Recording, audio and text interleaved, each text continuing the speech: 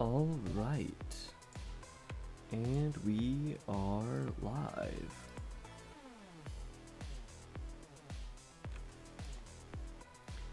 All right, let me double check that some stream settings are set up.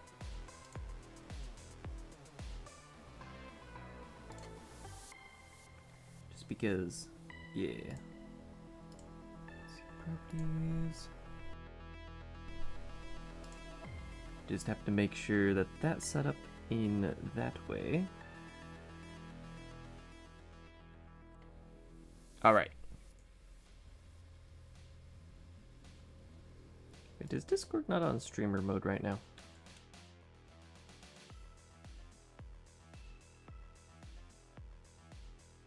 Ha. The one time it doesn't auto-enable is the time when I'm getting pinged. Okay.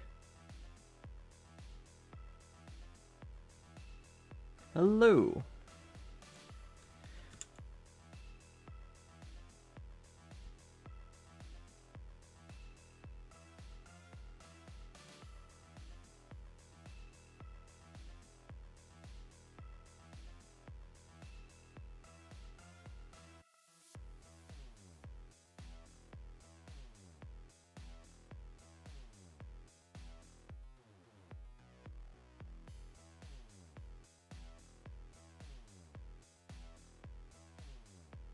There we go. Oh wait, I already had a thing that I wanted. Why was that minimized? That's weird. It was there the entire time. Okay, so what are we working on today? So I'll show you guys. I haven't actually gotten anything done since last stream, aside from design related things. So if we look at the actual application here, you know, it looks exactly the same as it did before. But I now basically know how I want to design the actual language. Well, not language. I'm still calling it a language even though it's a node graph. The actual scripting system itself. So one of the things that I really was not quite sure how I wanted to handle was memory management. So me saying that I'm switching it to a fully functional scripting language means that okay, now I'm taking inspiration from functional coding languages. And here's the thing. All of the functional coding languages are garbage collected. And I, as a game dev, don't like garbage collected systems because, you know, Unity, GC, bad. But yeah, I just want to avoid garbage collected systems if I can. Now, especially so for the way that functional programming languages are usually designed. So with functional programming languages, they have the concept of, yeah, I'm actually going to edit my stream title. Functional coding languages have a concept of everything is immutable. There's once you've created a value, there's no way to change it after that fact. And from that, there's a lot of interesting things that branch off that. Now, how do you handle lists? If you have a long list and then you need to change it, that you have a huge long list and then you change one element. Now, in the rules of functional programming, anybody might have a reference to that list now because it's immutable. If it's unchangeable, that means anybody can reference it and they know that it will never change. So what happens is they store delta updates to objects. They say this property changed on this object. So this reference is this object but with this change. And weird tree data structure stuff like that. That sounds grossly inefficient to me. Now I'm sure that it can you can get better than Python performance with that system. Like you can probably optimize it to be better than Python, but that's Python we're talking about. Python is the gold standard of being slow, except for Udon. Udon is significantly worse than Python, surprisingly. But okay, to answer the question, why is garbage collection bad? So garbage collected languages means you're not managing your memory. So when you create an object, it's just it exists, and you can create as many references to it as you want. You pass it around. Turn off Brane. Don't need to worry about how stuff is happening behind the scenes. Now, there's a thing called a stop the world garbage collector, which is what I believe the term for it is. There's also incremental garbage collectors, but with a stop the world garbage collector, which is what Unity uses by default, periodically while everything is running, all execution will be halted, and then the garbage collector will run, and the garbage collector will go, okay, this object is referenced from here, here, here, and here, so we'll keep it around and not delete it. But this object over here isn't deleted, that isn't referenced by anything, so we'll delete that object, or reuse it, or like put it in a pool or something. Basically, where in other languages you would call new, and then at some point you'd call like delete or free, or in newer languages just like let it drop. In garbage collected languages, there's like an actual program running, managing all of your memory. And that has like a little bit of overhead. And in the case of like stop the world garbage collectors, like why occasionally every couple seconds do I get a frame hitch? It's garbage collector. And with other systems, like there's still the overhead, like memory allocation will be expensive no matter what you do. But with other systems, it's much more like that cost is spread out over a lot of time, rather than like every couple frames your game pauses and manages its memory. And there's a ton of workarounds for that. Because, you know, there's a ton of workarounds for any system. And everybody's trying, like, there's two sides. There's, like, the, I'll work around it, and then there's the, why don't we just not have to work around it to begin with, which is kind of like my perspective. So I've been trying to design how everything works in such a way that, like, we write it in the most performant way from the start that we can, and then work from there. And that gives us a lot more overhead to, like, not have to worry as much about performance, because we've already worried about performance. Anyway, so what we're gonna do is, I was already planning on potentially implementing something called an affine type system, or I might even do a linear type system at this point. And all that means is that every variable can only be used once, or in the way that I describe it, can only be consumed once. And that means, like, you pass a value into a function, or just like some operation you do with that value consumes it. And then, like, generally getting a reference to the object won't consume it. So you can do read-only operations to values pretty easily. And then, like, consuming values, like, they no longer exist after you've consumed them. So a good example would be if you're writing C++, and let's say theoretically C++ had an affine type system, you could get or let's call it a linear type system. If you had a value returned from a function, and then you did like a couple functions that took that, like a reference to that object, and you pass those into functions or whatever. You do work with that value. And then halfway through the function, there's a function that, like, consumes. It takes the value. It's a by reference, not by reference, it's a by value function. So the value actually is the ownership of the value is given to that function rather than a reference being passed to the function. And then after that point in the function, the variable doesn't exist anymore. And that's really useful for any memory management style things.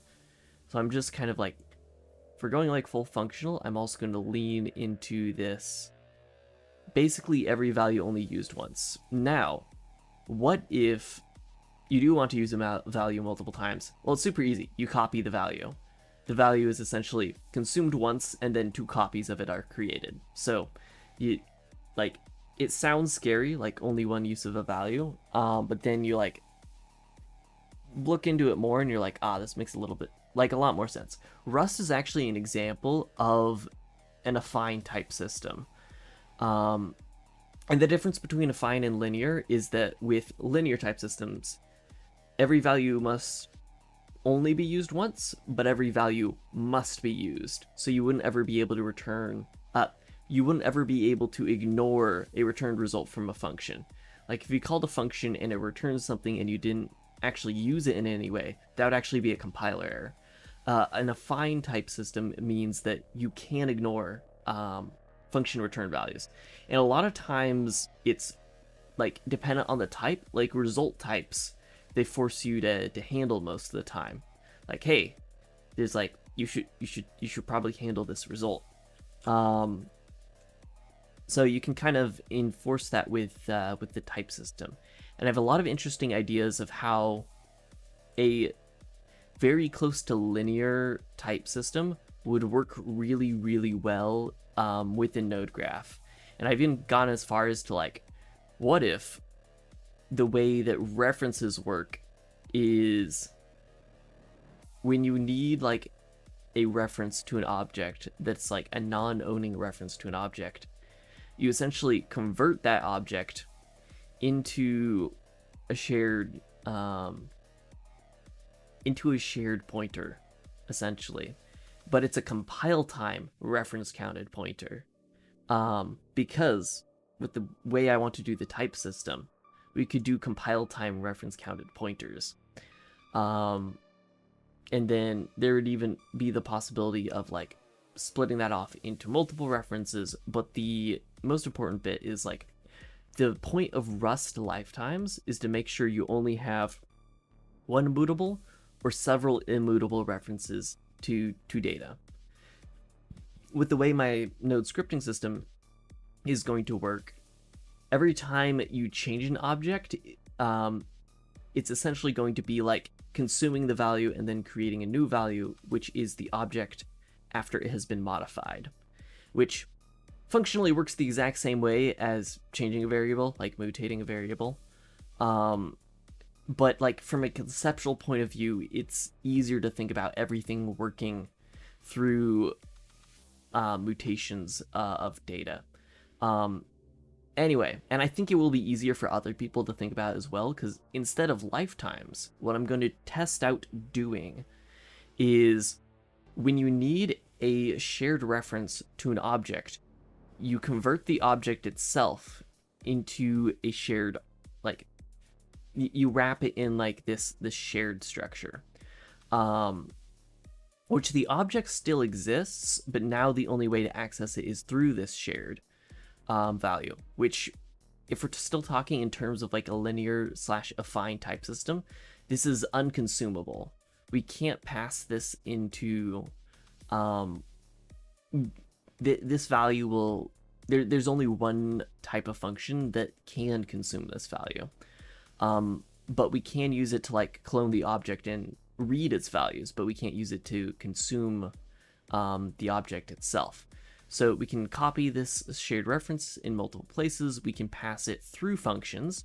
Now, I didn't say pass it to, I said pass it through, because once the function is done with it, it actually would return the reference back to you.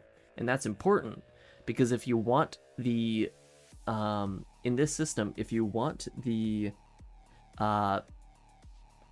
object to be mutable again, you essentially have to take all of your shared references you've created and collapse them back down to one shared system. And I'm like really, really confident we can do compiler time type checking, compiler time reference counting using traits. So once we merge all those shared references back down, we'd be able to then convert it back into owned references, which it's basically the same as Rust doing a lifetime check, and then now you're able to create mutable references and regular references again. But in this case, it's just like, either it's like our version of mutable, which is like a consumable value, or it's this shared unconsumable value, and you switch it between the two, and you don't have to track lifetimes because the object is either exposed as this or it's as exposed as this. It's extremely explicitly defined in the grammar which state this variable is in. And I keep saying grammar as if I'm still designing a language, but it's a node graph, it's visual. But yeah, so that's what memory management is going to look like, and hopefully I can make it look more ergonomic than this. Now, the actual node graph, you could ignore all these type nodes, so like this node, this node, this node, this node, this node, this node, this node, and that node wouldn't exist, but all the other ones technically kind of would, and that's like a little bit of boilerplate I would like to abstract away if possible, but this is what it would be doing behind the scenes.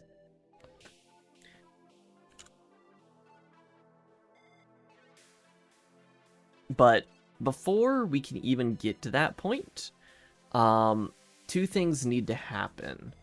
One, I need to start working on the actual compiler side representation of all of this, and I'm still deciding how I'm not entirely decided how I'm gonna handle control flow.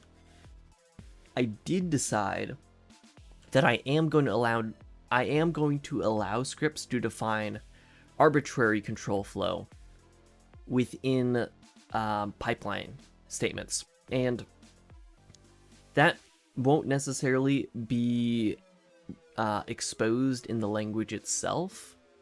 Where did I put it? Yeah. So my biggest concern with exposing arbitrary control flow is, okay, I'm pretty sure it's going to be hard to do an infinite loop with the way that Brane script is going to be functional programming. You generally don't work with regular loops, you use iterators and whatnot, which very rarely results in infinite loops. However, I see a possibility where people either reverse engineer, or to be honest, I probably will write a guide on Brane script intermediate representation for if people want to write their own compilers, or even for contributing to the one that I write. But I do see a possibility of people writing their own things, and then it doesn't matter what guarantees my language has for control flow or my scripting systems do, because people can just circumvent that, upload potentially malicious IR, and then have clients download that. So we need to have a solution for infinite loops. And the solution I briefly templated yesterday was just to use OS level systems. Like in the case of Windows, there's a way to actually send signals to things. Let me see.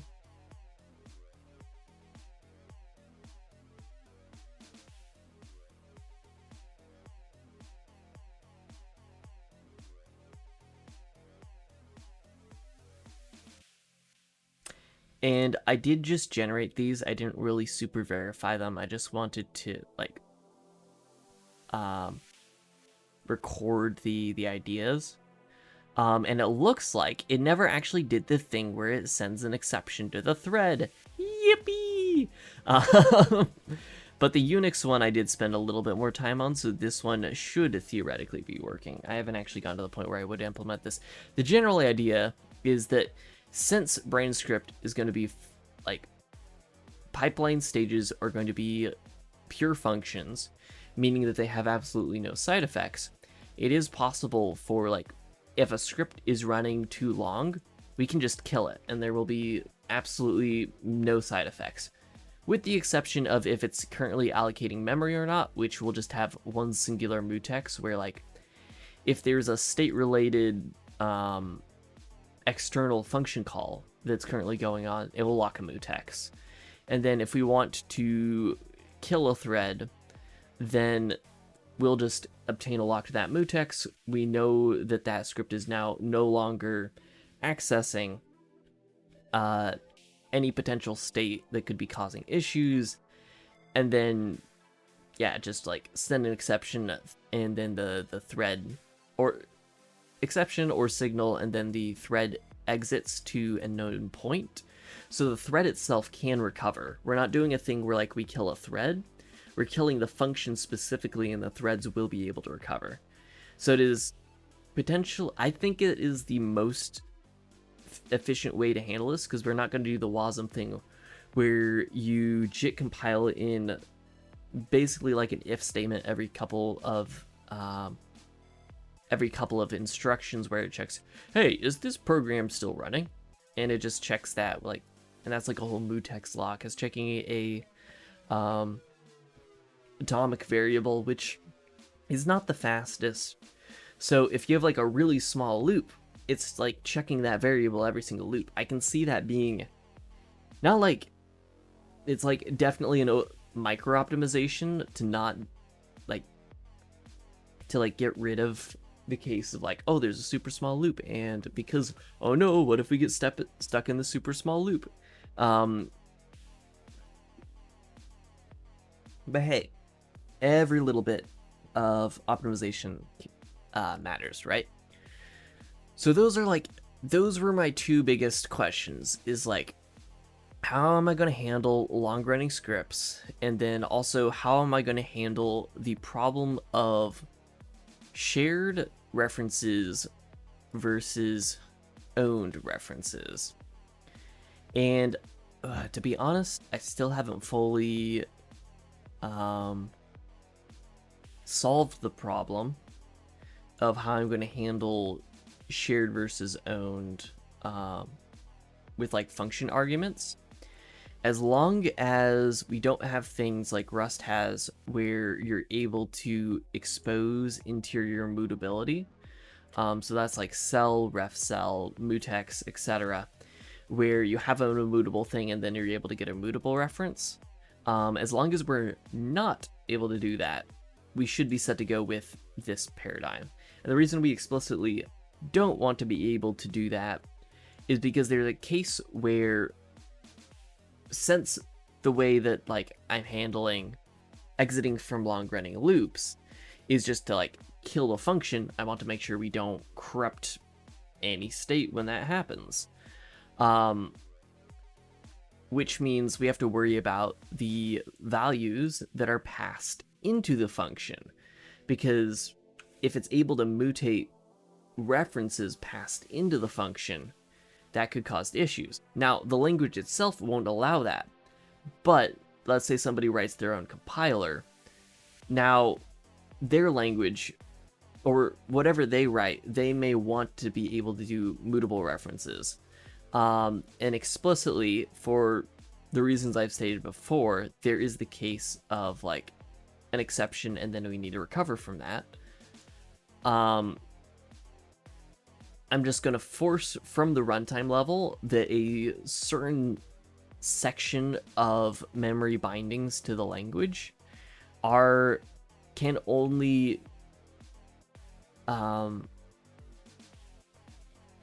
only load operations will work on them. You won't be able to do store operations on certain sections of memory.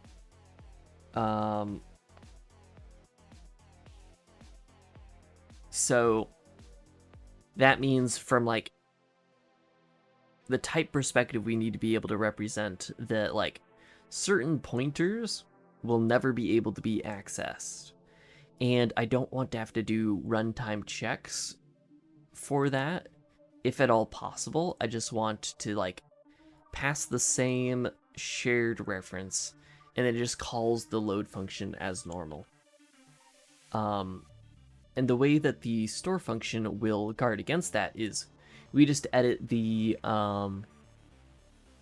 right now it's like doing an AND operation or on like the actual index to get the like memory binding.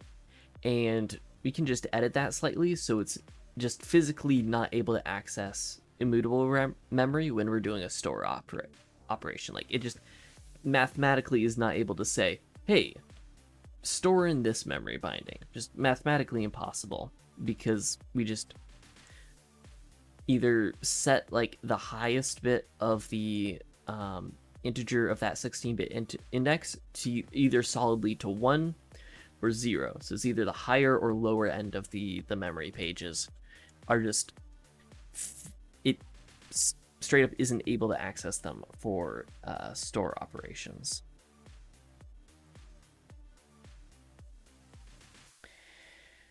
All right, but all of that theoretical stuff aside, let's work on a little bit of UI. Because I don't think we can like truly start coding until we have a semi-working UI system. Now, it's a little bit of a catch-22 because I'm not quite sure how I want nodes to feel until I, see the nodes. And the thing is, I don't know what the nodes should represent until we have the actual data structure that nodes are going to be pulling from. Because I have this thing where this is the compiler, and this is the GUI. Now, the GUI,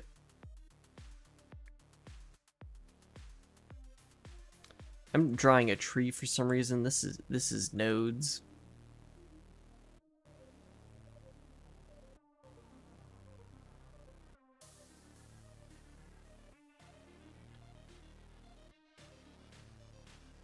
So we have it like a node graph, right?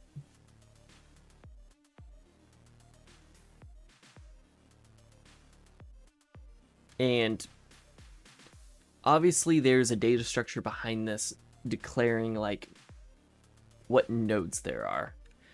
So we probably don't want this living in the GUI because we also want potentially other representations of the scripting language to be able to access the same language concepts that we define in here. Like, for example, there's going to be a fair amount of both visual and syntax sugar that will be that I would prefer to be defined compiler side rather than node side. Like, if I have a for loop abstraction, like, obviously the runtime itself won't have a concept of a for loop, but for loop is a useful concept to have in all representations of the scripting system. So we need to define the for loop node. If we do for loops, we're probably going to do like, we'll probably have something similar to for loop, or at least a tutorial. Here's how you do for loops in Brane script. It's not a for loop. It's a reduce operation, ha! Or accumulate, or whatever I decide to name it. I'll probably steal it from Rust. Just go through their iterator library traits one by one and steal all of them. All right.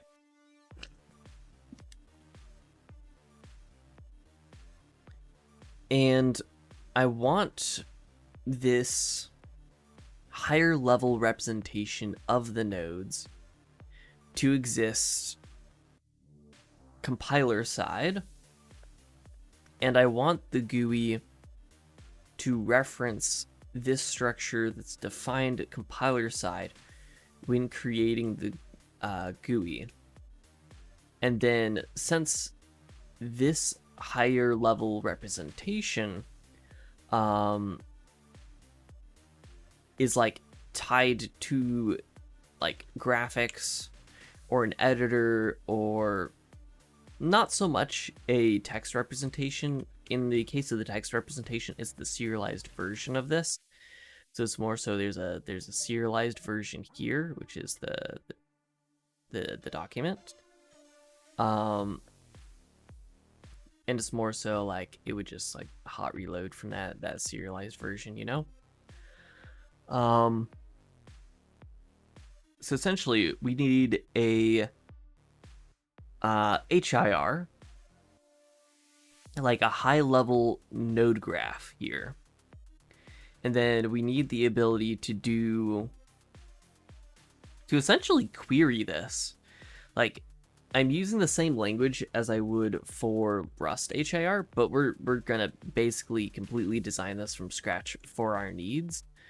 Because Rust HIR is very like document focused, whereas I'm like, I have a node graph. We don't need to like, oh, it's text and we need to infer like this identifier is referenced to this identifier.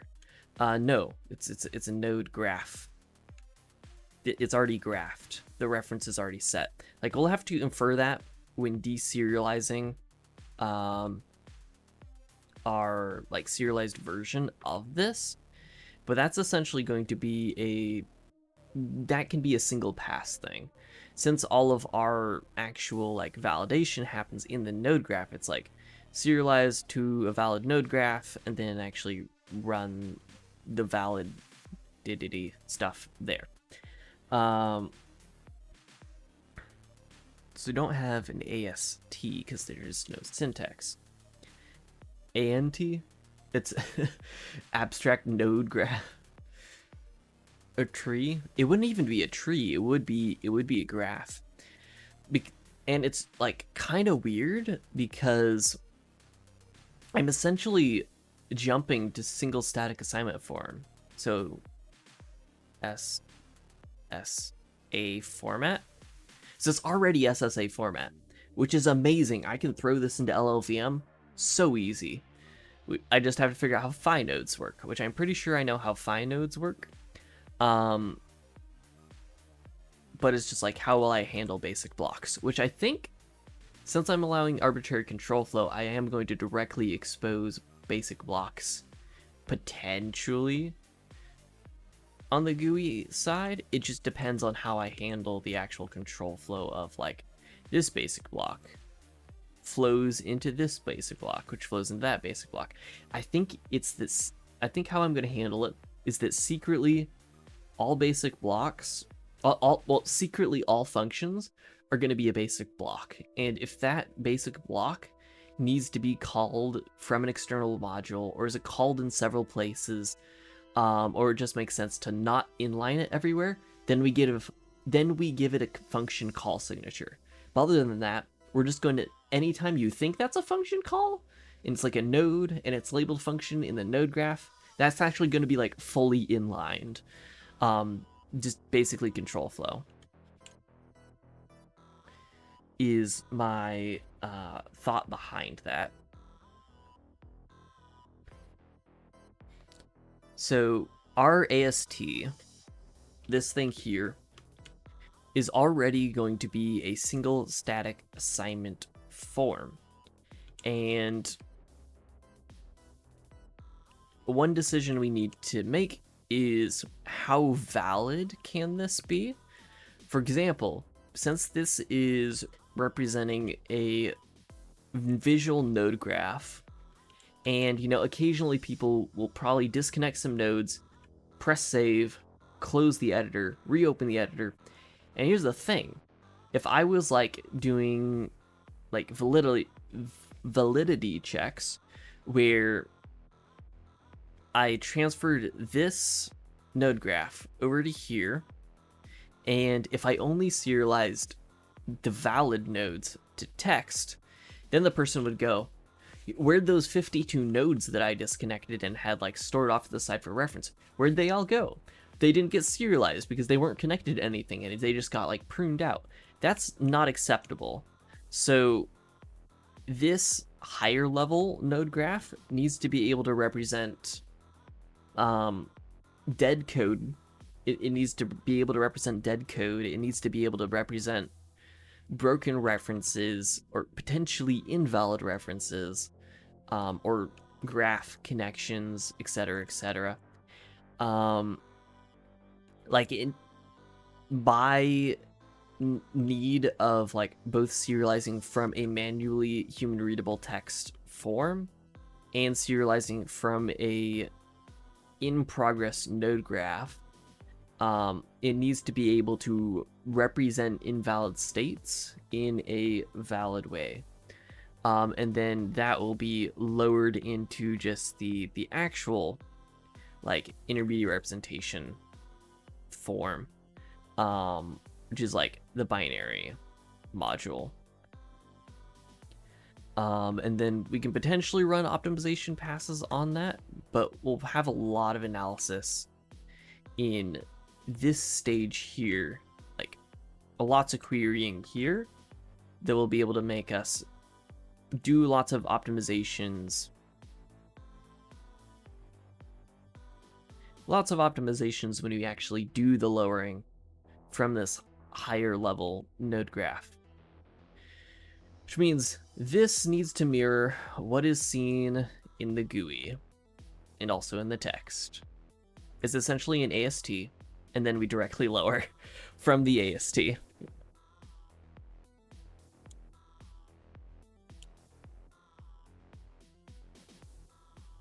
Which means we need to look into Brane script as seen here. So I'm actually going to scope into this.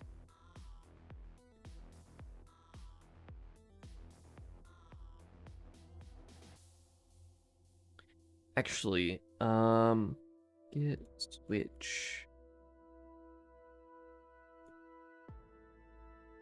And then I'm just going to branch off of main for the Brane script repo.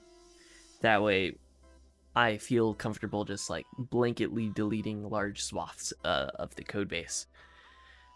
So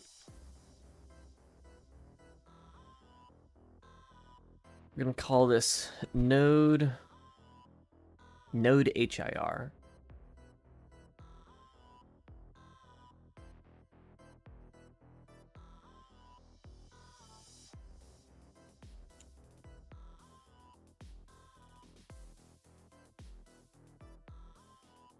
Dang, I do have to get push u origin node HIR.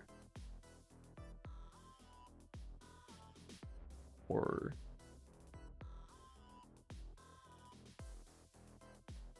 origin. There we go. Okay, that will show up on the repo now.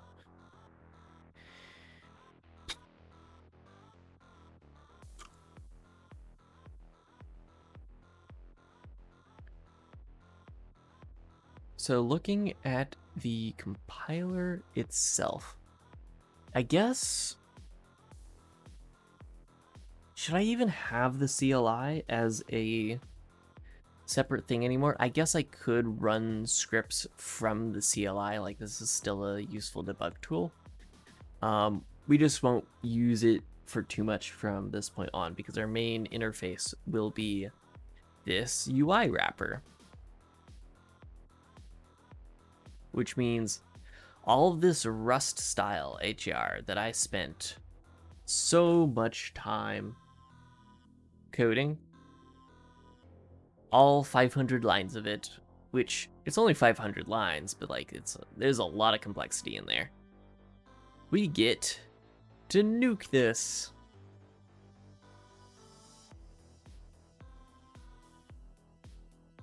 What's my emitter? Oh, this is our error emitter. We'll keep the error emitter for now.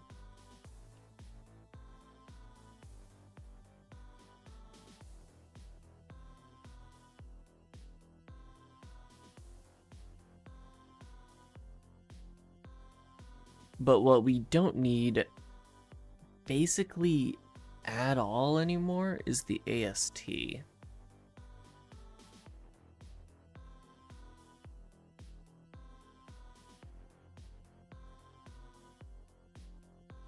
I'm uncertain though. Because the way that our parser currently works is it's not like regular parsers where you have a AST and then this is essentially our deserialization logic here. So I'll keep the AST for now.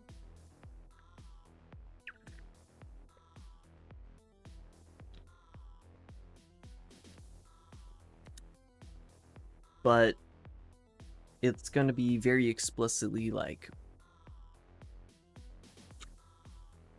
when I actually start serializing node graphs, which I guess for just like the start here, we're not going to be serializing node graphs just to like speed run getting the actual node editor working, and then we can work on actually serializing nodes once we like the nodes are working. So I'll leave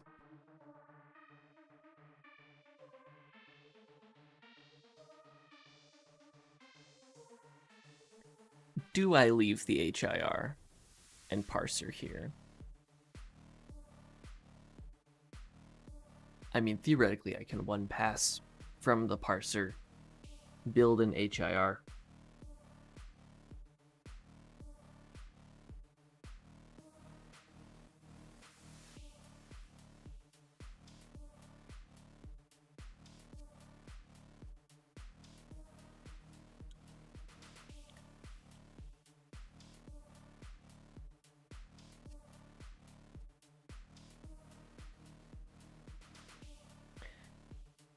In any case, we're basically just going to straight up ignore the current lowering crate, AST and lowering crate.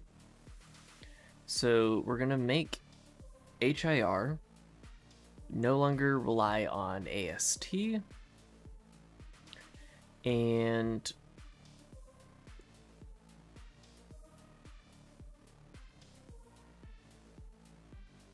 I don't even know if I want to keep sources and spans working the current way because the source is a node.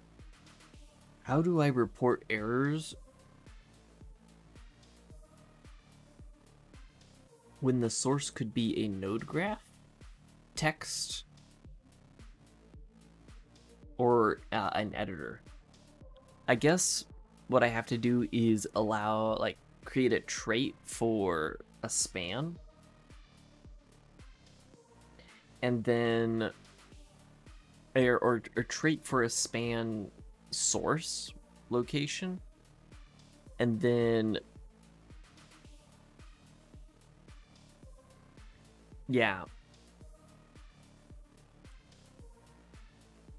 then like when we're using the node graph GUI, when it like creates an AST for Brane script,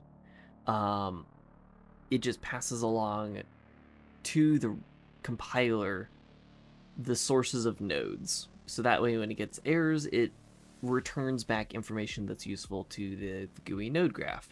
And then for parsing from text, it gives errors that are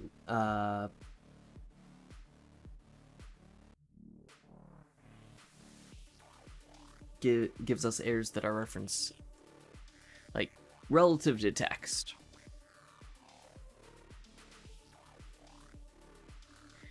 Brane sees symbols.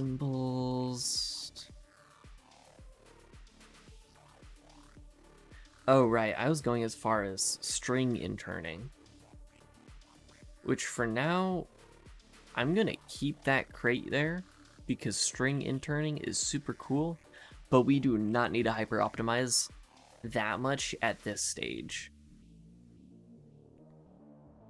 So we're gonna stick with Brane C source.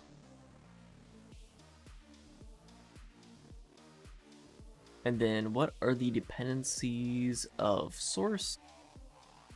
Okay, no actual Brane references. And then for the compiler itself, compiler is referencing Brane core.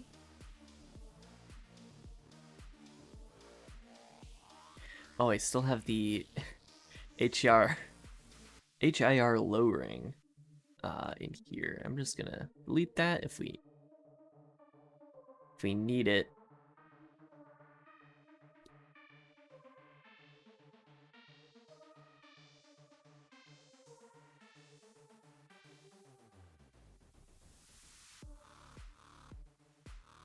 Yeah, see, it was commented out. If we actually need that for anything, we'll just go and grab it later. So this is the crate from which all of our GUI will, or all of our different script representations will interact with. Brane seed, Brane compiler.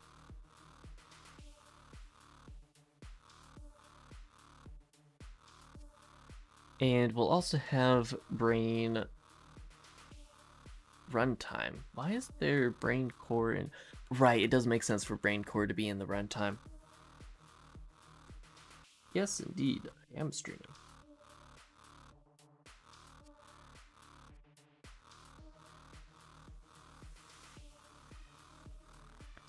Thought, what if you made your basic inline structure and made each line of code its own block that you can disable with a toggle switch? So I actually did have an interesting idea, which was the concept of comments or commented out code, but it still expects the code to be syntactically valid. So you can like explicitly say this is disabled code, but we still want to serialize it and reserialize it as valid code. And that's something I have thought about. But yeah, so this is the crate that this cargo toml is going to reference.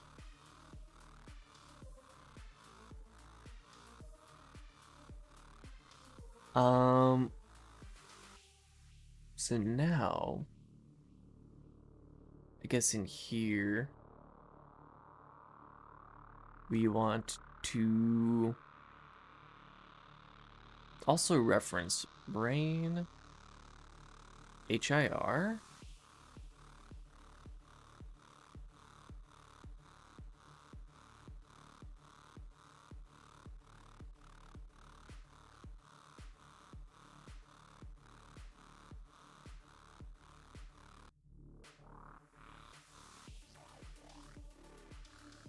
And then here in our lib, I'm just going to do pub mod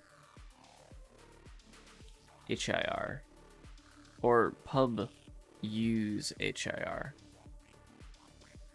That way we just expose that compile to create underneath the Brane C namespace. So Brane C HIR gives you all of the nodes you need.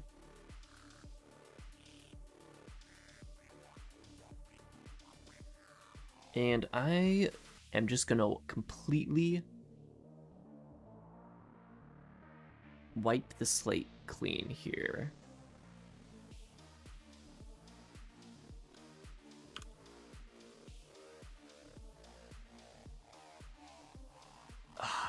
This is painful. Oh, I can't do page down. I will do the Vim motions then. Or I won't do the Vim motions.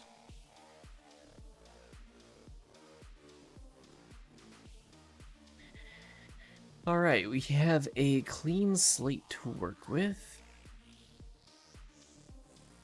Now, the structure that I want to use for the HIR, very loosely inspired by how Rust HIR works from just like a very broad architectural perspective. I don't want to actually directly copy it like I was doing it before, because I don't think the structure is necessarily best for what we're doing. But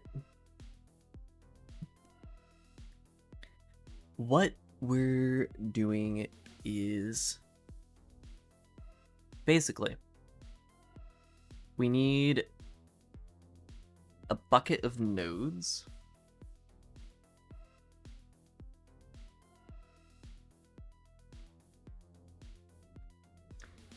Actually, I'm reminded of a teaching program called Scratch, except in the case I'm thinking about. Maybe you just attach lines of code to the object or a terminal for development.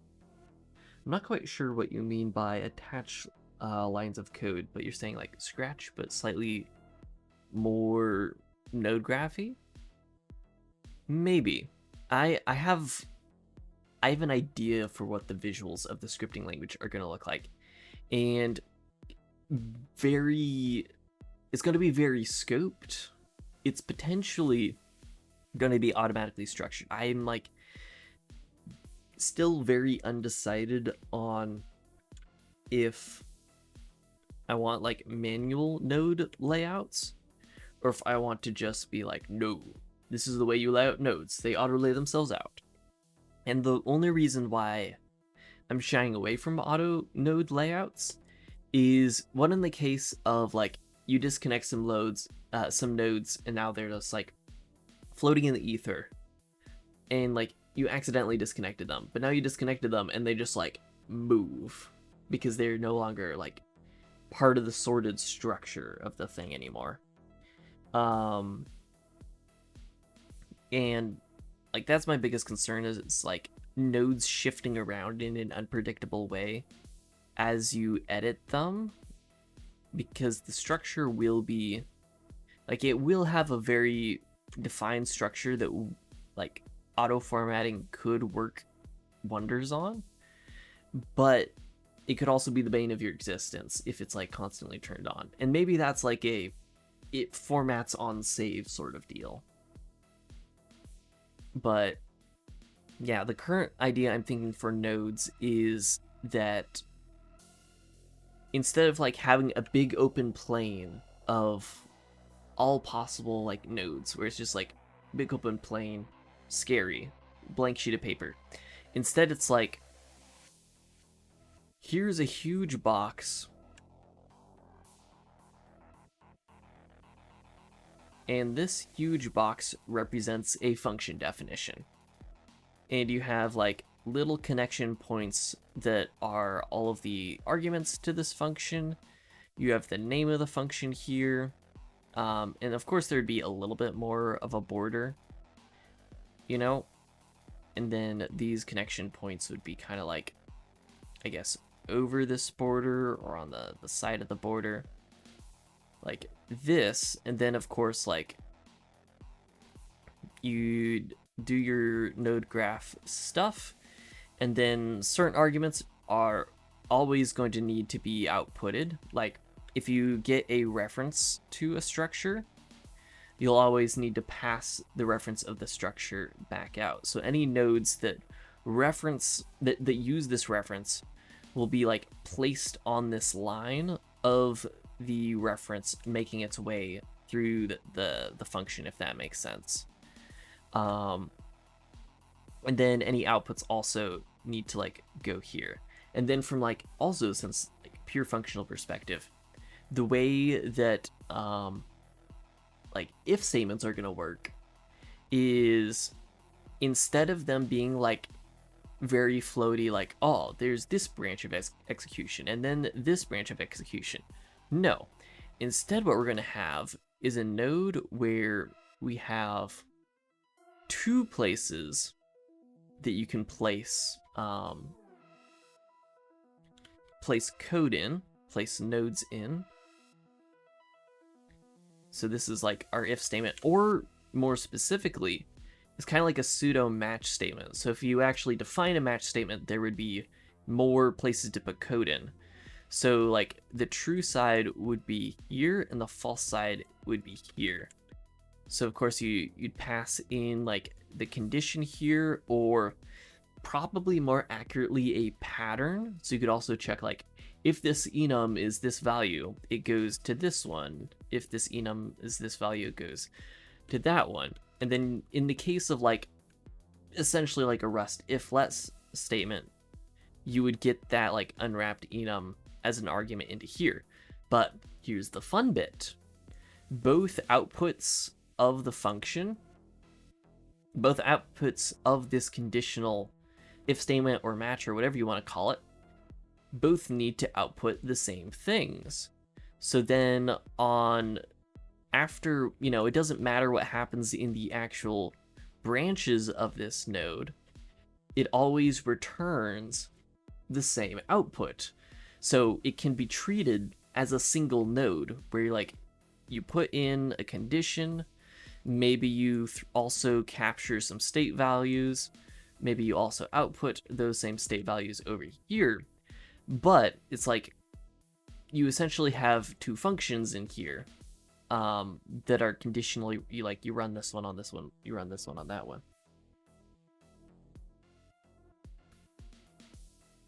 Every 10 seconds you generate a random x and y and then lerp the nodes to and from their current y.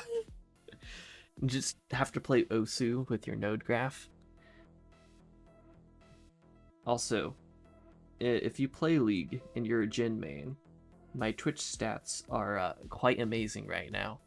I'm actually going to send this to my Jhin main friend.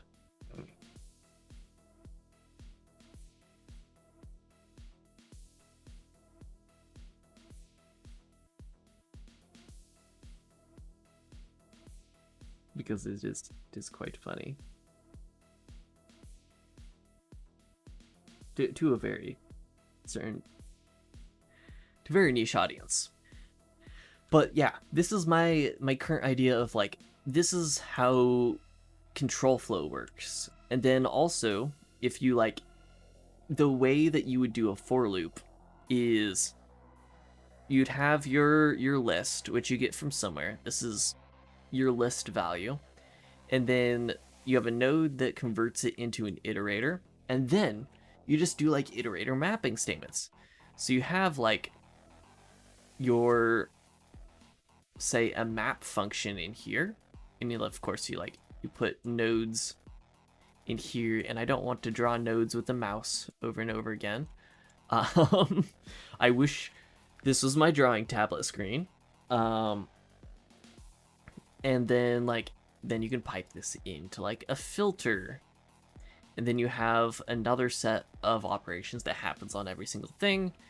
And then at the end of this, you throw this into a collect node. And then you get another, that's when you get another array. So it's like really, really easy to handle all of this. Like, it's just going to be the cleanest node graph you have ever set eyes on, at least from like an understandability perspective, once you learn the concepts. Very similar to Java's Stream API? Maybe seeing like this pipeline looking esque thing. Yeah, but it's most closely to like any language where you've done iterators in. So if you've done like JavaScript, you'll recognize this pattern. If you've done Rust, you'll recognize this pattern. If you've done C# and use the link library, which is incredibly cursed because they, instead of naming everything functional programming terms, they named it SQL, like SQL commands, which is the most cursed thing ever, because it's like the map statement is called where, and yeah, it's cursed and unrememberable. And yeah, anyways, this is kind of what we're looking at from a terms of like very roughly what the node graph is going to look like, plus some potential memory management stuff, which hopefully we don't have to worry about. Oh, back to actually what I brought this out to start sketching. For the actual, it's very evident that Microsoft doesn't know how to name anything. Yeah, and then they support it to the end of eternity with that name instead of fixing it. Which, like, I can respect the any Windows thing working on any Windows thing, but it causes me pain. Alright, so for our actual HIR, how are we actually going to structure this? How are queries going to work? Do we actually want to deeply nest nodes, or do we want nodes to be like arbitrarily structured in a sense? Like, do we actually want to do a tree data structure, or do we want to do like everything is in a map and then the graph is constructed of nodes storing the IDs of other nodes, and then you just consult the map when you need to reference those?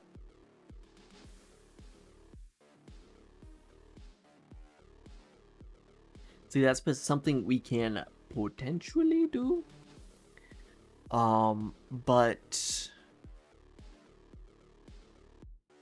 not necessarily something I want to have to deal with. I think what we could do, well, in terms of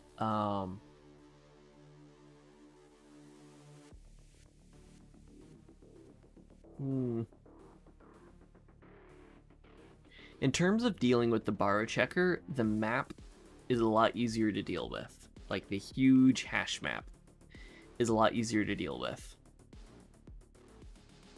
of everything being definitions in one giant hash map.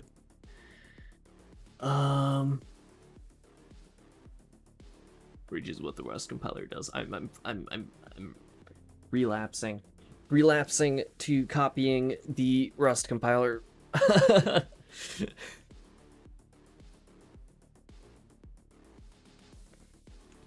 So I think, yeah, we do have a giant map.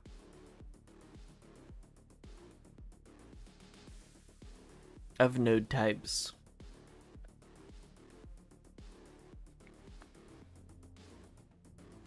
That access each other through references.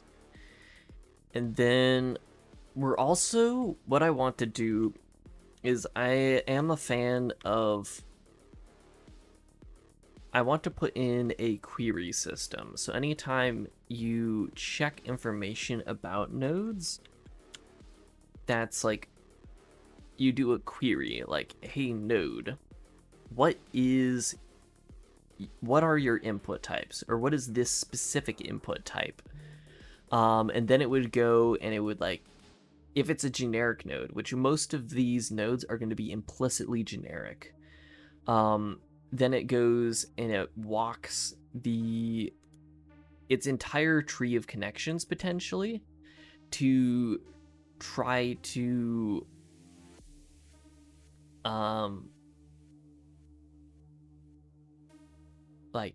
resolve what generic types potentially are, in the case of like this specific node instance. So obviously that's like that could be fairly computationally expensive, so we want to be able to cache that, especially if we're doing it every single frame in a GUI. We want to do a ton of caching.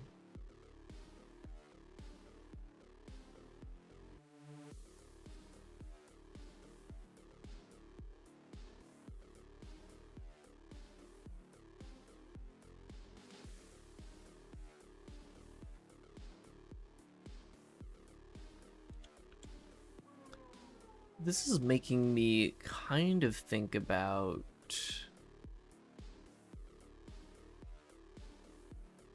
what categories of nodes are we going to have? Since we are going the pure functional route, there's like a couple different, well, let's just start sketching this out. So we're gonna have a graph, either a graph or a group.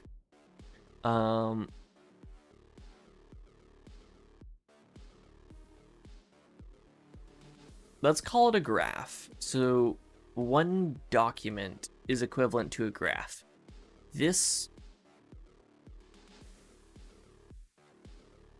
is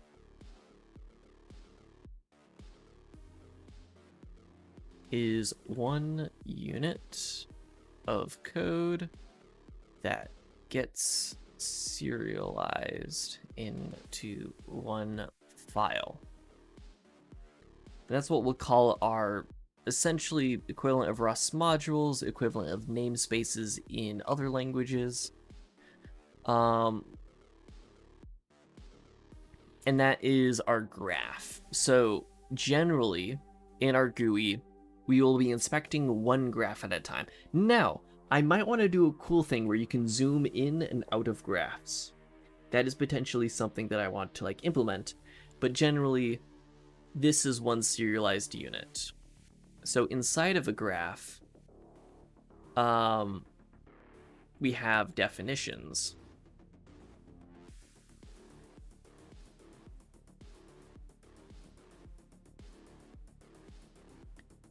And since we are going the pure functional route, we essentially only have two types of definitions: pipelines and functions. And pipelines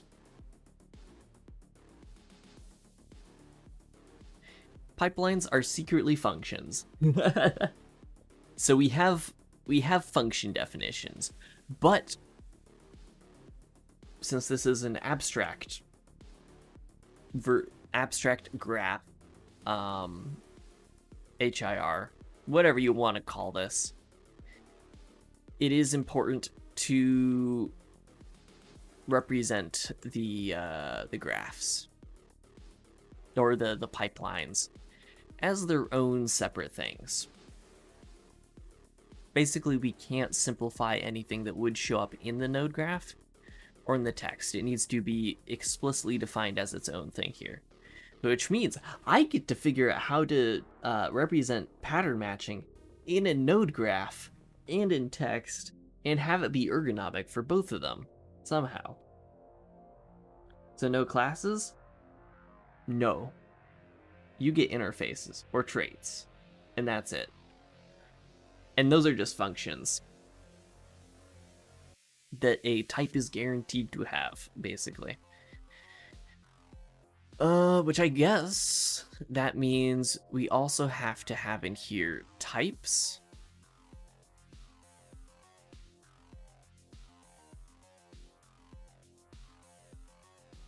We also need to have traits.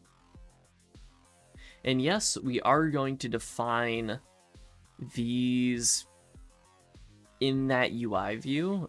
I kind of want them to have a spot on like the graph itself. I don't really want to like confine types to just like a sidebar, because that like I feel like that makes them less important. We'll have to play around with it, see what feels right. If traits and types and structs, if all of these things, what does it make sense to do in this case? Yes, there will be structs, and you will have traits for structs.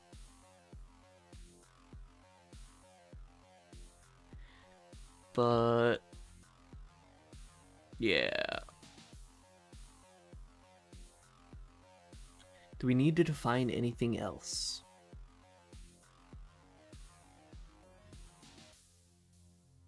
Structs with methods? So here's the thing. With the way a node graph works, you don't really get member functions.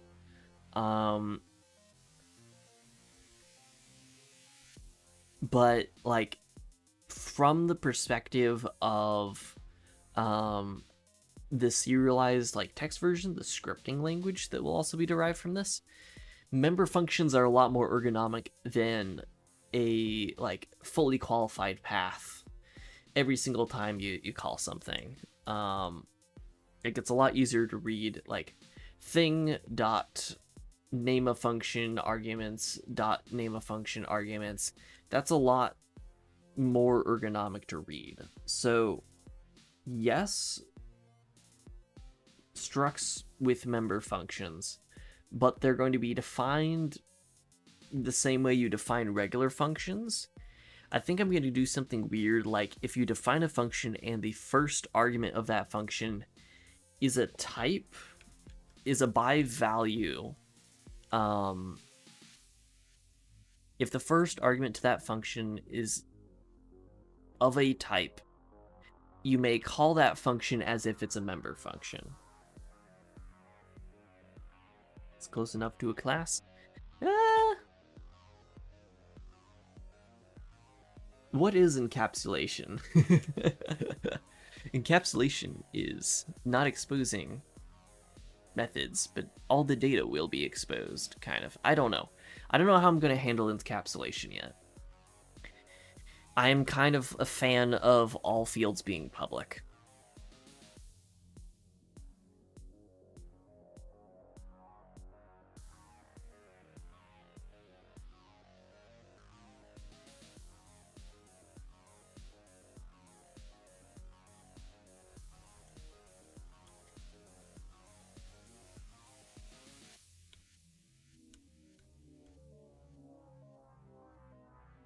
Yeah, so I think... Okay, I can even, like, delete these. So we have functions and pipelines, and those definitely exist on the visual plane of the graph. Structs and traits, though? Do I have those as part of the graph itself? Encapsulation is for people who don't trust their future selves or API users. It depends.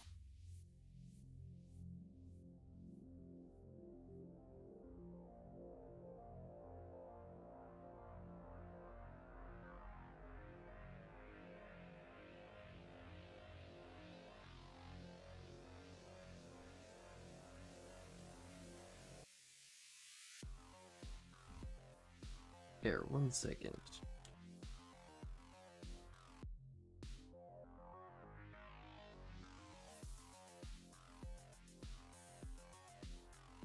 Still working on housing for AWE, which is the week... Oh, it's next week, actually, isn't it? Yesterday, it would have been the week after next. Now it is actually next week, and I'm, like, buying flights and securing hotels right now for conference. I hope they get back to me on the media badge soon. That would be nice.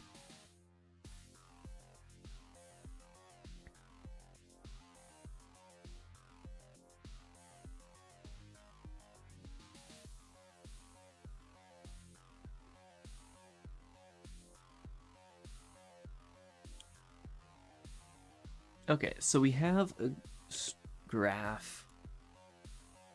We have definitions.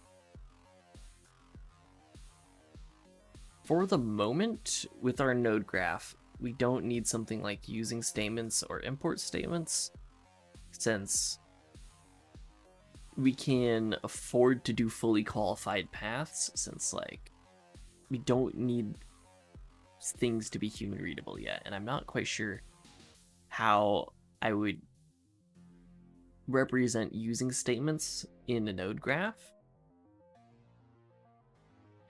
And how are we actually going to store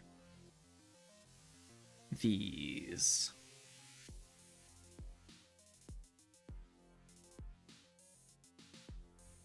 I'm not sure. All right, give me a second. I'm going to be right back. I'm going to collapse on the ground now.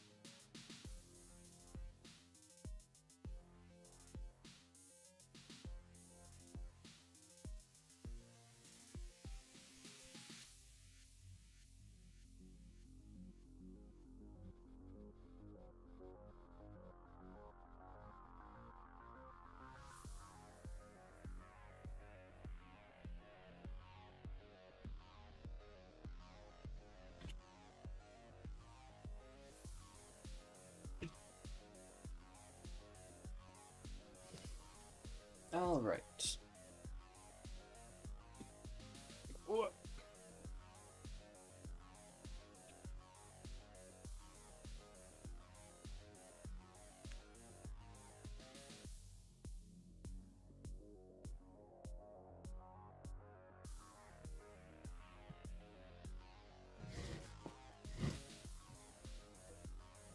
I've returned. Okay, so we have a graph, and I do kind of want... We do need nodes. Now, are nodes going to be flat across all possible graphs? Or are they going to be flat within graphs? And I think...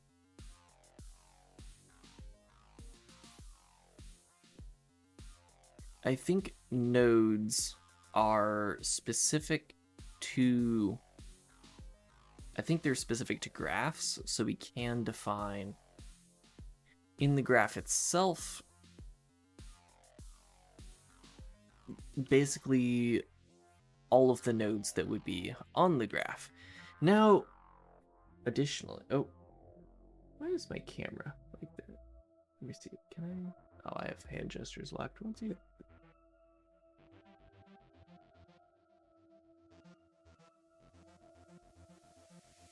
There we go. Now give me my hands back. Or not.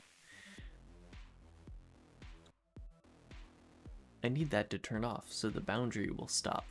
There we go. I have hands back. Okay.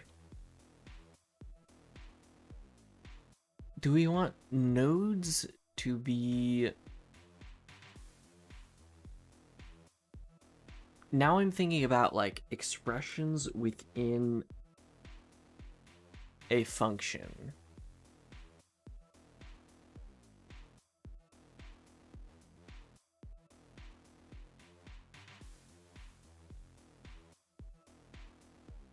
Are expressions within a function flat?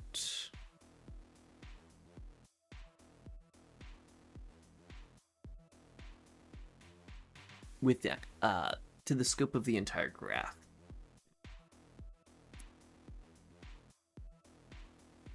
So if we set up a enum here, which is graph node, this is potentially every single bit of data that can be stored in the graph will be flatly in this graph node. So that, of course, would be like a pipeline. a function would be... Now see, here's the thing.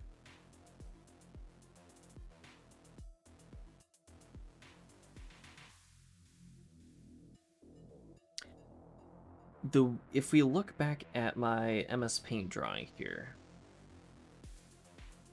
you see these blocks in here? These could technically be functions themselves. These, like, nodes within nodes, this is a function embedded within another node. So it's like the node... This, if I think about it, this function is an argument to the node in a sense. And it's just being showed in a visually pleasing manner.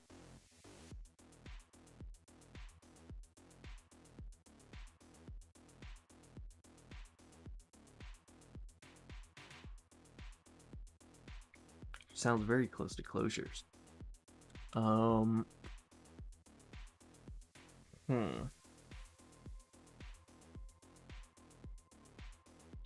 So when I say function here, is this like big node that is explicitly like, this is a function?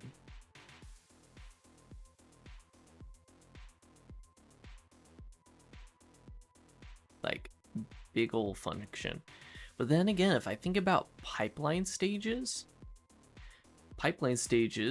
we'll also have these interior blocks too.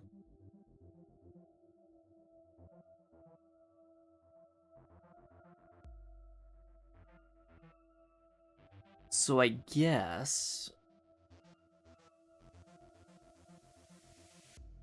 you could essentially have the concept of a basic block, which is this. The compiler... So, for reference, a basic block is... In compilers, a basic block is something that executes with no divergence in control flow. Or not no divergence in control flow, but like synchronous. There are no jump instructions inside of a basic block. And you call jump instructions at the end of basic blocks. So if you were to think about a for loop, or a while loop for ease of, I guess. Yeah, just for ease of whatever. Like the condition is a basic block, the body is a basic block, and the stuff that comes after the loop is a basic block. So yeah, when this block is done, it unconditionally jumps back to the condition, and then the condition conditionally jumps to the next block here. And if it doesn't conditionally jump, it unconditionally jumps to this block here, which I can't quite remember how it handles like several options of where to jump to, because like that's conditional control flow. Oh, right.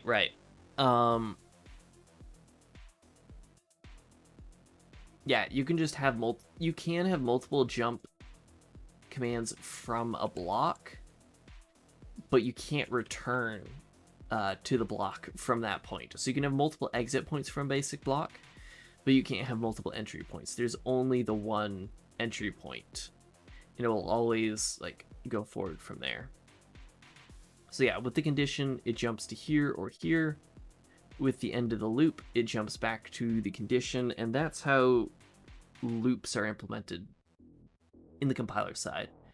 And of course, if statements are like kind of the same thing. Like you I mean, you can have it as two different basic blocks. If you have an if-else, it's like, if the condition is false, jump to this second block. Otherwise, continue execution down this block, and then unconditionally jump to the block that happens after the if statement. And yeah, that's how that control flow works. So if I think about it that way,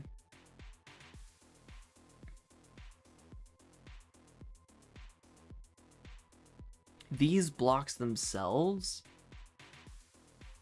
could be, no, they wouldn't be basic blocks, because the instant I call any other nodes or functions, that's potentially a break in execution. Now, this block might get inlined, but the inline block still might have like an if statement in there.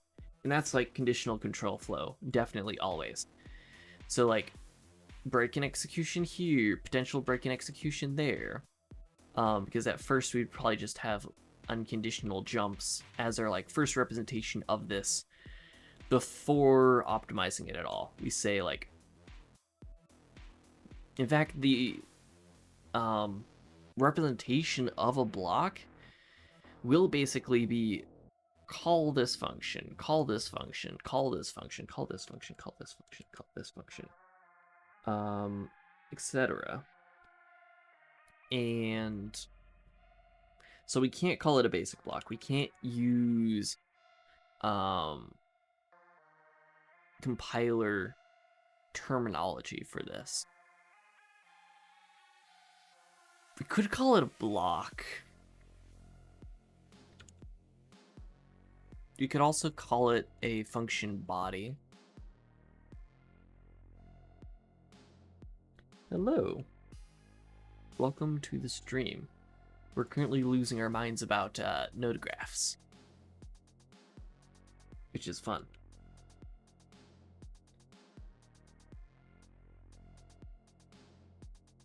What did I ping from?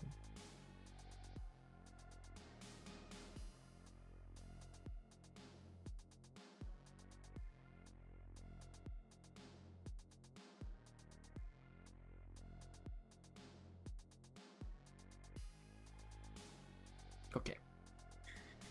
So I could just call this function body for now. That's a fair enough name.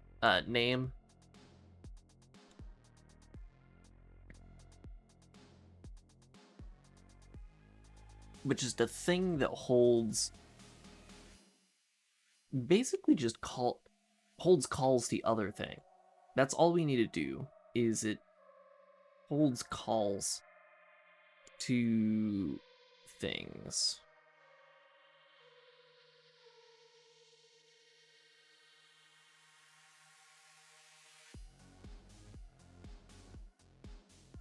I kind of want to call this a block.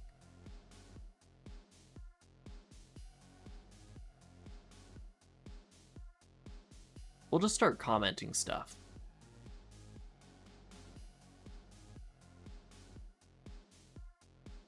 I could also call this a group to follow the usual node graph convention of like, when you group multiple nodes together into one node, you know, you group multiple nodes together. So this could be called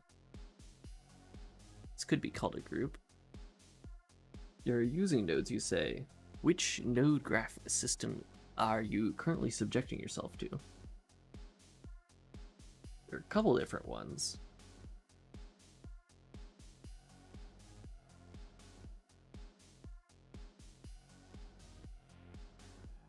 This could also be a subgraph.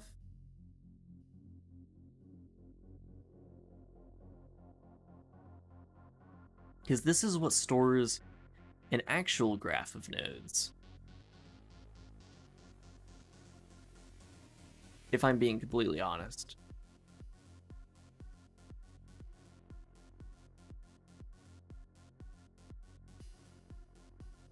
Like, this is actually a graph. These are nodes in a graph. this is a node containing nodes.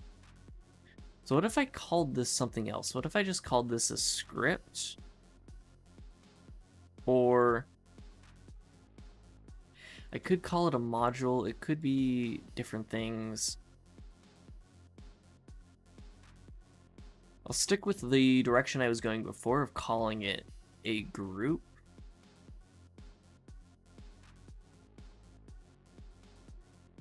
BSG, Brane Script Group.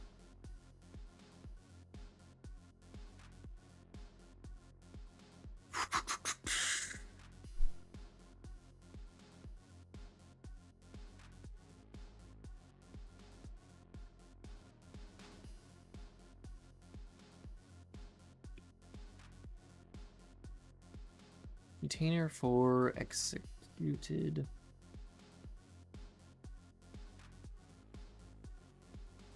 Container for action nodes, I guess? Actually, let's call it expression nodes.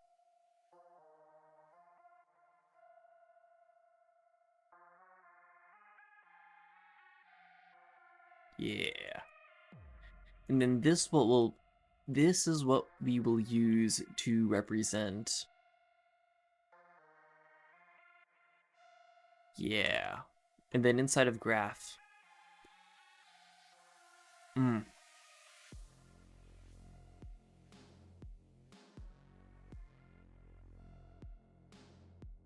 What data structure is graph going to use?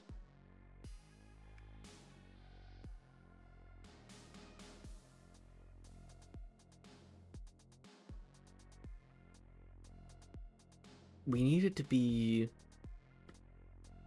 fairly efficient to walk the graph. So we need a fair number of two-way references.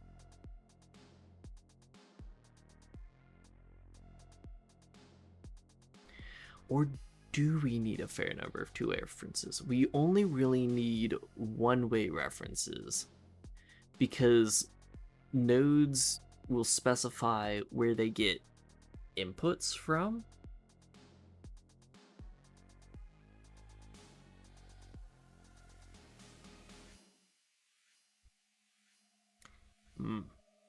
But now I'm thinking like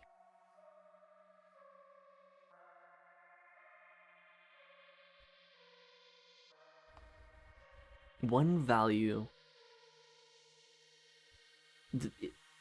with it being a linear / affine type system,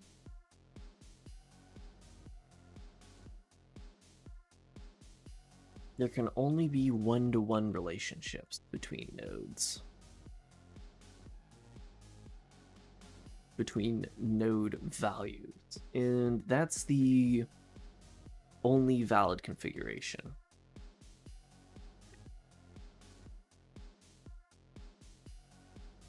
Unless it's a type implementing the copy trait, like a basic data type, like int, which can trivially be copied, and then yes, you can pass that value into multiple places at once.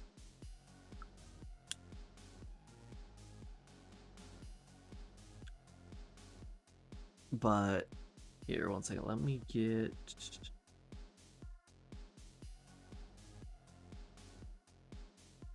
music back up. I do kind of want to just like play Mechanicus music, but I don't necessarily trust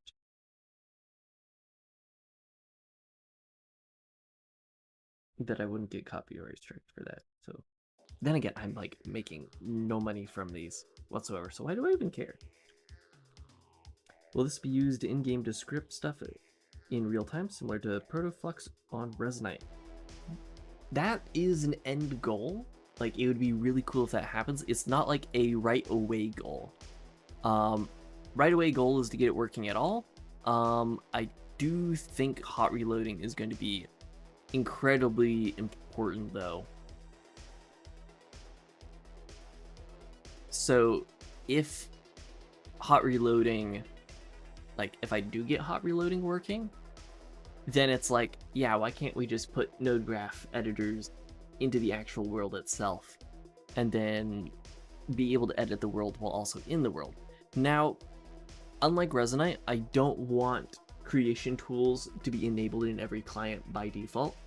I want that to have to either be something you enable or a plugin that you download at a later point. Like, I very much want it to be a very user-friendly platform, because, well, Resonite isn't. And I think part of that is the fact that creator tools are directly exposed immediately.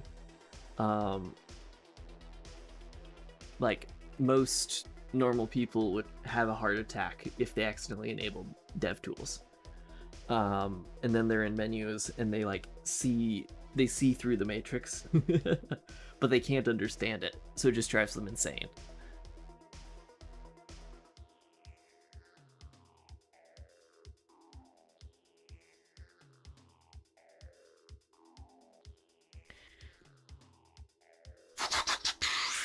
So here we also need to represent a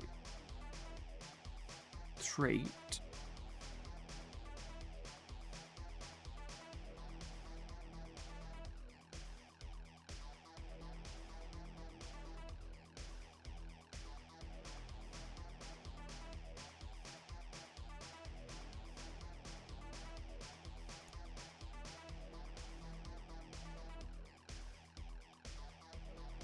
And I think function definitions themselves will be where we define if we... I don't know.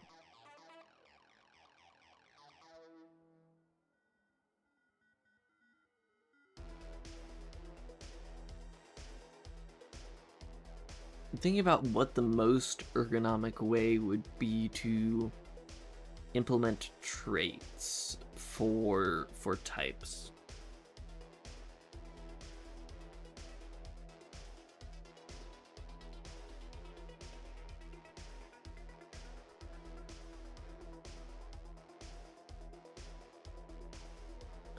Yeah, it is also slightly a platform culture thing, where I want people to be able to be immersed in the worlds they currently are. And if you're constantly able to bring up dev tools for anything, and it's remotely readable, I don't think, for instance, I don't think the inspector of the browser, I don't think this decreases your immersion, because I look at this, and yeah, I have no clue what's going on, and I can't really make meaningful adjustments to that. Also, look at that number of errors. That is JavaScript for you. But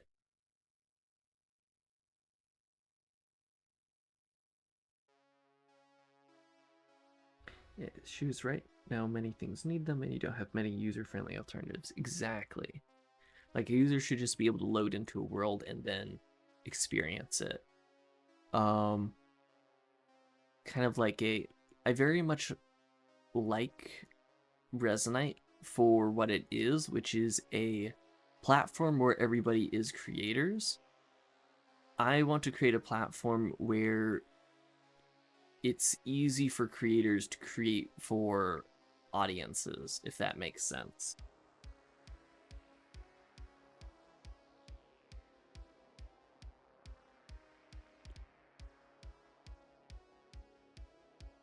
Like, there's a set of world creators, and those world creators create the world, and then the world is essentially treated as a website from that point on.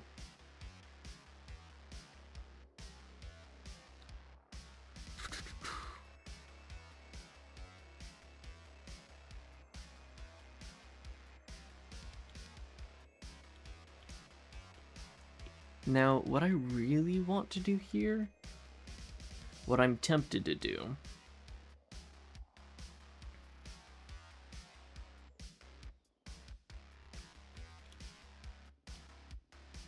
is to nest all graph related things inside of this enum. So you have like your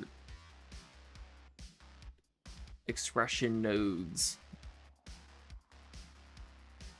and your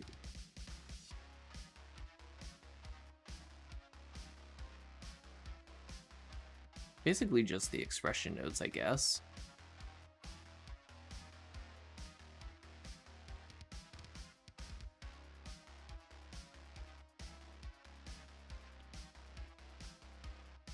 But then these expression nodes are able to arbitrarily look each other up, I guess.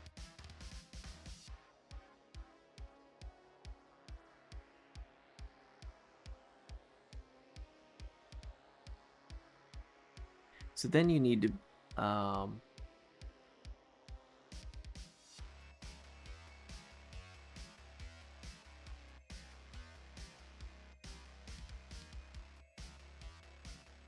I guess now I will need to represent parenting between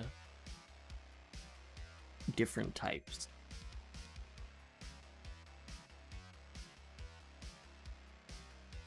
Vector language. When you're talking about hot reloading, I assume it will actually be a fully compiled language. Yes. If you want to get super technical, JIT compiled, which isn't like fully compiled. I mean, I can run full LLVM compiler passes on it. But you know, you want people to load scripts sometime this century, so probably as little optimization as possible, and they're actually loading it client side. But yeah, at the moment, JIT compiled with LLVM. I can also, it's built out in such a way that I can also write a crane lift backend in the future. And then if I ever want to support Apple hardware, I will have to actually write a VM for it, like an actual interpreter. But for the moment, we're developing with it full JIT compiled. If we can JIT compile it, super easy to create a virtual machine, right? Or an interpreter. And like, I haven't seen or heard of too many like, yeah, this is a fully compiled node graph. Like, it just doesn't exist. I don't know why. Writing a node graph is a lot easier than, I mean, like, conceptually. The UI is, I guess, actually, what would be more difficult? Programming UI that's functional, or writing grammar for a language and a parser for that? Which one would be harder? I still think I'm leaning on the side of nodes are easier. I mean, that's kind of one of the reasons why I'm switching over to nodes, is because conceptually, walking a node tree like this will be conceptually easier.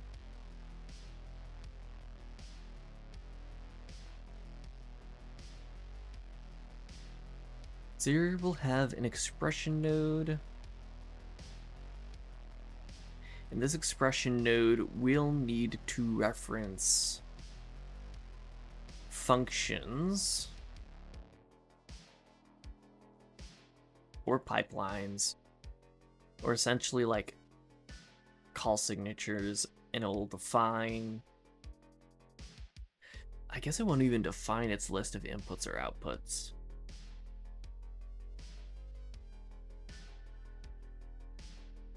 It'll just define.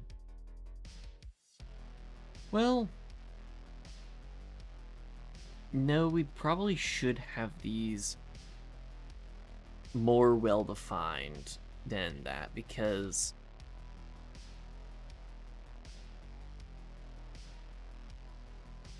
I'm thinking of cases where, like, let's take if statements. This is implicitly this is implicitly a function body, or this is implicitly a graph being passed into a node in a graph. So that means we would have to have a graph defined in this flat structure that is defined as an input to this expression node.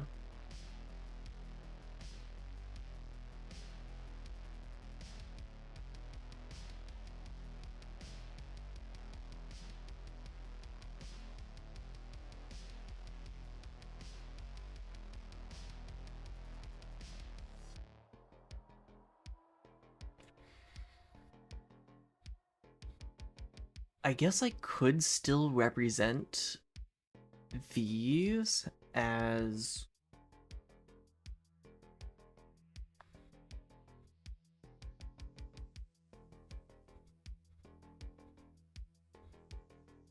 see these functions themselves. Ooh, do I want to do first class functions?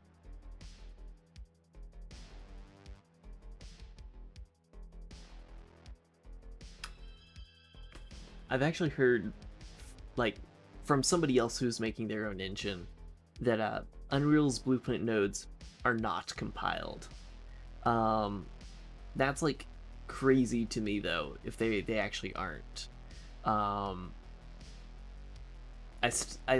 still can't believe it if they aren't compiled. Are Unreal Engine node graphs compiled?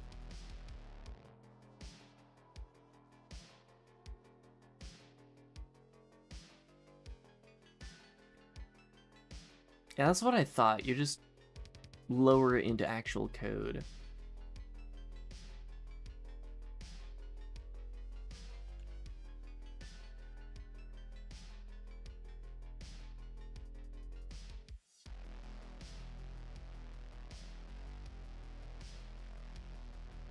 I mean, of course, materials need to actually compile, but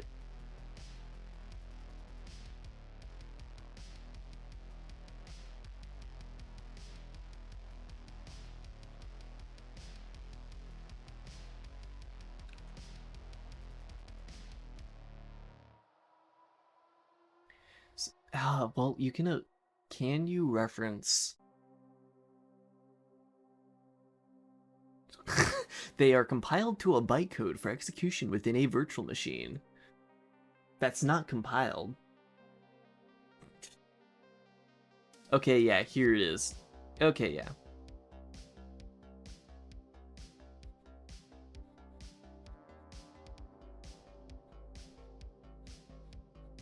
So still slightly unsure, but like as of 3 years ago, we have this like, why are blueprints? Why blueprint art compiled to native code?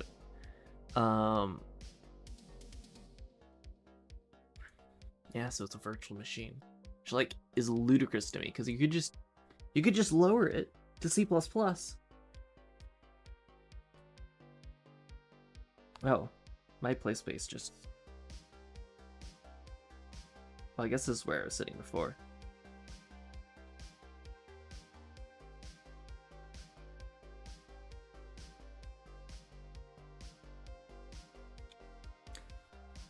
I can tell you from experience that a lot of developers will be very vocal about not liking them if they are the only option.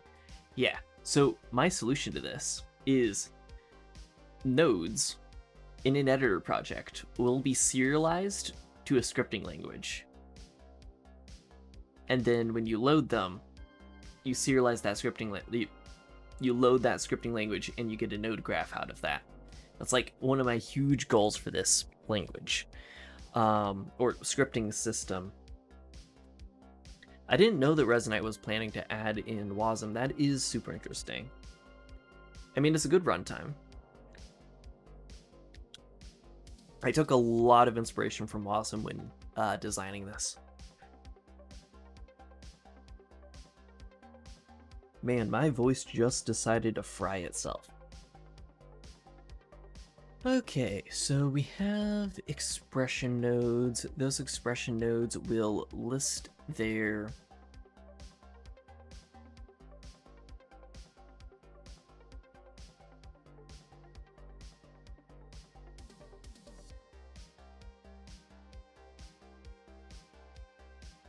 these expression nodes will list their inputs, their outputs.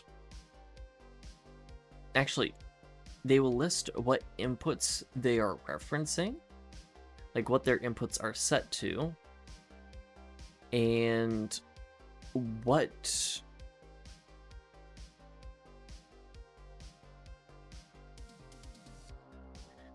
node they are currently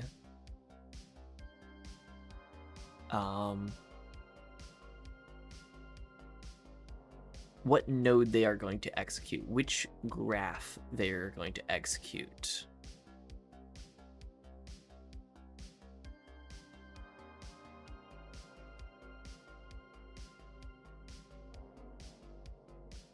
Yeah.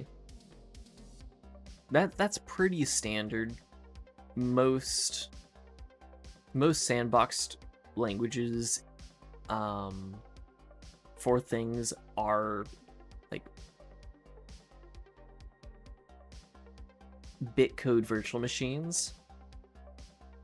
However, my hyper focus for the last 4 or 5-ish years has been, I want JIT compiled scripting. So like, I do have a JIT compiled script runtime. That is the part of all of this that is working. What I'm like spending all my time on is the actual way to program for that virtual machine.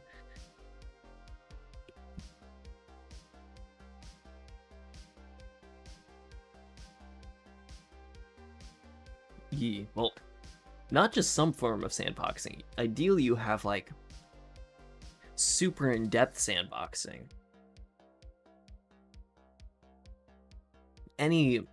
Because then any vulnerability in your scripting system becomes a remote code execution vulnerability, which is worst of all the 0 days.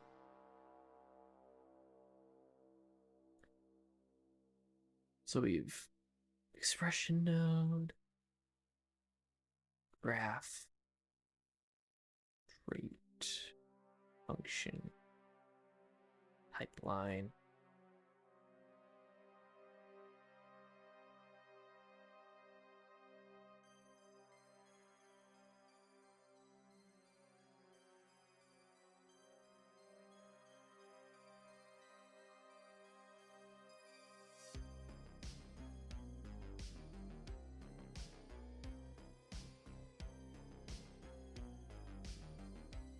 Yeah, see,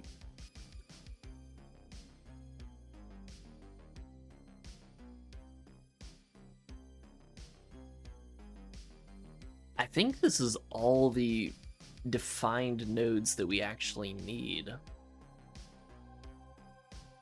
Just like at all.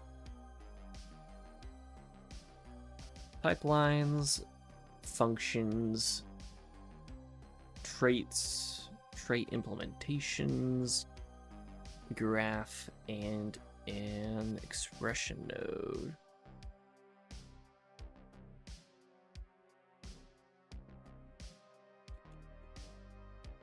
Now, my only question is, for myself, is how do I get root definitions as opposed to like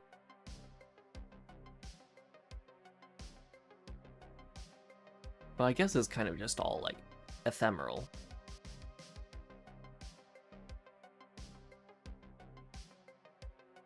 The actual position of all of these, since you don't actually have graphs truly nested in other graphs. In fact, you don't truly have any nesting at all.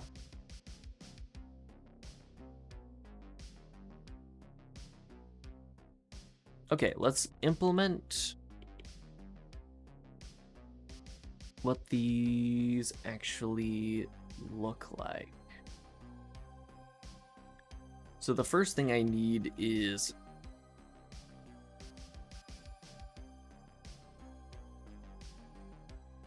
need to have an HIR ID.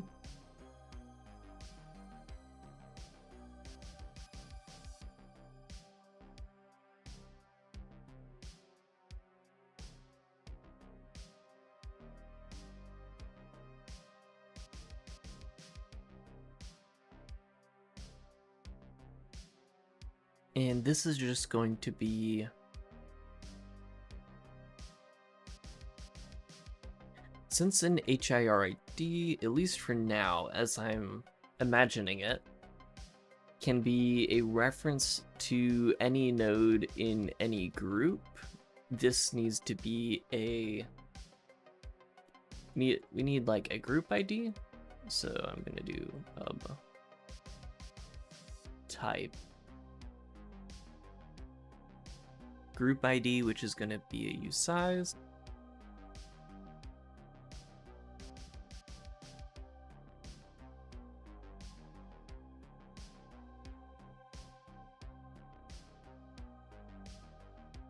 Like so, and then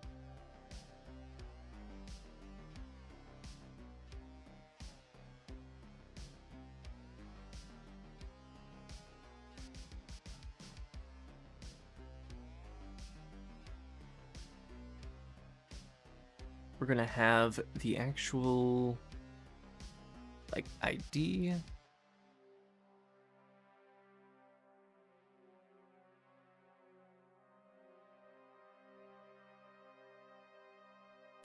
And call it a definition ID.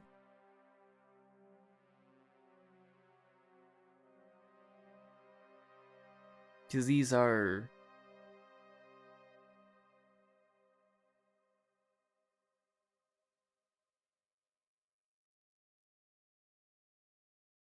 group definitions.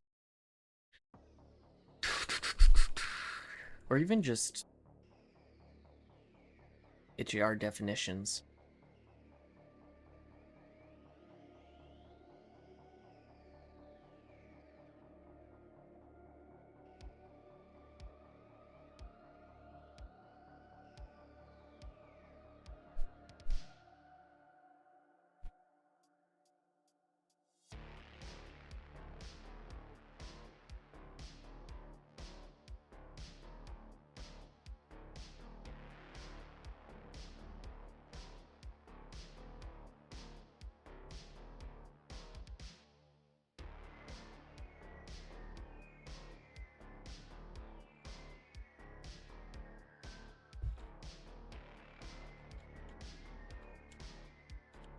Okay, but for the purposes of serialization, these need to be ordered. For the purposes of serialization.